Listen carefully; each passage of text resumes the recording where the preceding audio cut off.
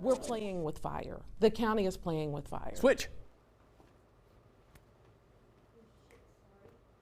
Those comments revolve the stadiums just a day after County Executive Frank White vetoed the ordinance the Jackson County legislators approved last week. Bridget Williams, the CEO of the Heavy Constructors Association, contractors who benefit from a big downtown stadium project, and as expected, not happy with the county executive's veto of the April ballot question on extending that 3/8 sales tax.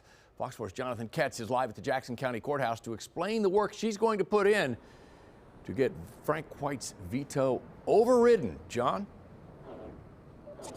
That is her goal, John, for sure. Bridget Williams, no doubt, trying to flip at least one of these county legislators who said yesterday that they were willing to sustain Frank White's veto. She told us that much today and laid out a worst-case scenario if Jackson County residents aren't able to vote on this stadium issue in April of this year.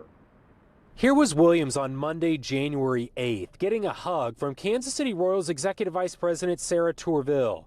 11 days later, she said this. If it doesn't get on the ballot or if the vote doesn't pass, my fear is the Royals leave not only the state of Missouri, that they leave the region. Williams says the team is getting offers from other places and they're better than the one Jackson County's offering. The Royals aren't commenting. Legislators like Sean Smith supported the ballot initiative on Monday, January the 8th, but then said on Thursday they were willing to sustain Frank White's veto. If the teams don't sign anything, and they've got, among other things, they've got a draft from the Jackson County Sports Complex Authority, right?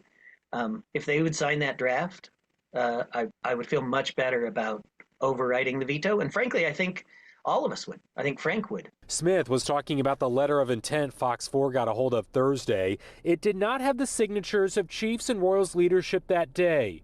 The Chiefs aren't commenting on this either. Smith also brought up the idea of this issue being on the ballot in August or November, when there's more time to hammer out any disagreements.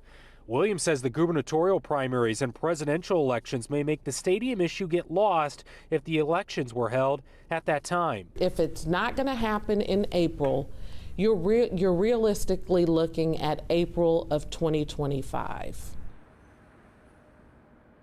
Smith also told us he got a thank you from the Heavy Constructors Association after he voted the way he did on Monday, January 8th, supporting the stadium ordinance by former Legislative Chairman Deron McGee. He said he hasn't talked to them this week. Whether that changes, though, in the next 3 days because of his statement that came out yesterday, John, we'll find out potentially on Monday. Could be a long weekend for all of them as the talks no doubt continue. John Ketz live downtown tonight. John, thanks.